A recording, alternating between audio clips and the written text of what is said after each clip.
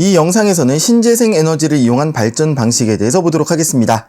자, 신재생 에너지를 이용한 여러 가지 발전 방식이 있는데요. 하나씩 한번 살펴보도록 하겠습니다. 먼저 태양광 에너지입니다. 반도체 중에서 햇빛을 받으면 전류를 발생시키는 그런 소자가 있습니다. 광전 소자라고 하는데요. 그 반도체의 광전 효과를 이용해서 태양의 빛 에너지를 직접 전기 에너지로 전환하는 것이 바로 태양광 발전이 되겠습니다. 태양열 발전은 조금 다른데요. 태양열 발전은 오목거울이나 반사판 이런 것들을 이용해가지고 태양의 열 에너지를 모읍니다. 그런 다음에 물을 끓여요. 물을 끓이면 증기가 발생하죠. 그때 발생한 증기로 터빈을 돌려서 발전기를 돌리는 겁니다. 그게 바로 태양열 발전이 되겠습니다. 다음은 풍력 발전인데요. 바람이 불면은 바람개비가 돌죠. 풍력 터빈이 도는 겁니다. 그럼 여기에 발전기가 달려있어서 전기를 생산하게 되는 겁니다. 이 세 가지 방식은 모두 날씨에 따라서 발전량이 영향을 받게 되겠네요.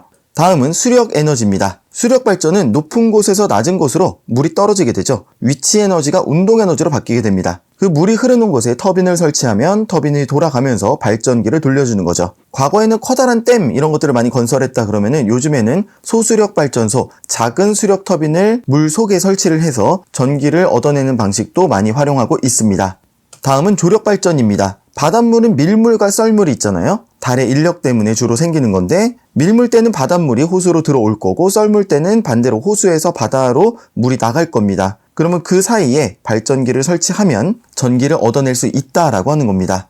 다음은 파력 발전이 되겠습니다. 바람이 불면 파도가 치죠. 그럼 그 파도가 치는 것을 이용해서 전기를 생산하는 방식을 이야기하는데요. 여러 가지 방식의 파력 발전이 있습니다. 자, 그 중에서도 지금 그림에 소개된 건 뭐냐면은 파도가 넘실넘실 치면 이렇게 공기를 가둬놓은 곳에 바닷물의 수면이 위아래로 왔다 갔다 할 겁니다. 그러면서 발전기에 달려있는 터빈을 돌려주겠죠. 그런 식으로 파도의 에너지를 이용하는 파력 발전 기억해 두시고요.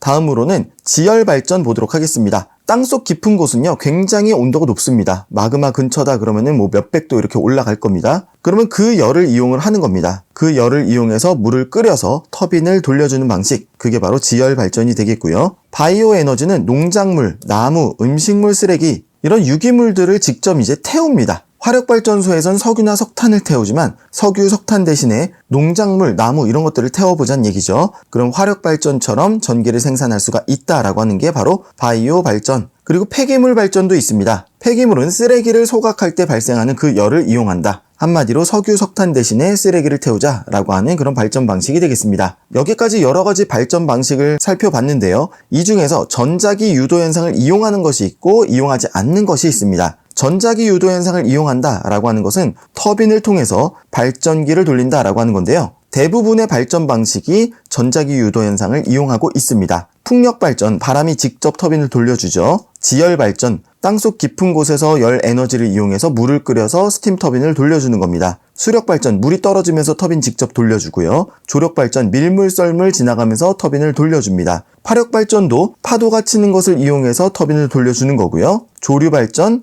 조력 발전하고 좀 비슷한데 조류의 흐름을 이용을 하는 겁니다. 폐기물 소각, 액화가스와 석탄, 바이오 소각 다 비슷한 건데 아무튼 무언가를 태워서 물을 끓여서 수증기를 이용해서 터빈을 돌려주고 발전하는 방식이 되겠습니다. 액화가스와 석탄은 뭐냐면은 우리 석탄 있죠. 석탄을 그냥 태우는 것이 아니라 굉장히 미세한 가루 입자로 만듭니다. 그래서 액체처럼 만드는 거 아니면 가스처럼 만드는 게 바로 액화가스와 석탄이 되겠습니다. 그러니까 이거는 화석연료를 이용한 게 되겠죠. 자, 그리고 전자기 유도 현상을 이용하지 않는 방식이 있습니다. 대표적인 게 수소연료전지가 되겠습니다. 수소연료전지는 화학 반응을 이용하는 거기 때문에 우리가 건전지나 리튬이온 배터리나 이런 것처럼 화학 반응을 이용해서 전기를 생산하는 그런 방식이 되겠습니다. 그래서 전지라고 하는 용어도 사용을 하게 되는 겁니다. 자, 그런데 학생들이 많이 헷갈리는 게 뭐냐면은 태양열 발전이 있고요. 태양광 발전이 있습니다. 태양열 발전은 태양에너지를 이용해서 물을 끓이죠. 그리고 그 수증기를 이용해서 터빈을 돌려주는 방식, 그게 바로 태양열 발전이고요. 태양광 발전은 뭐냐면은 반도체 소자를 이용해서 광전 효과, 그걸 이용해서 바로 전기를 생산할 수 있는 방식이 바로 태양광 발전이 되겠습니다. 그래서 기본적으로 이쪽 전자기 유도 현상을 이용하는 쪽은 교류 발전이 되겠고요. 전자기 유도 현상을 이용하지 않는 쪽은 플러스 극과 마이너스 극이 그냥 명확하게 일정하게 유지가 되는 직류 발전이 되겠습니다.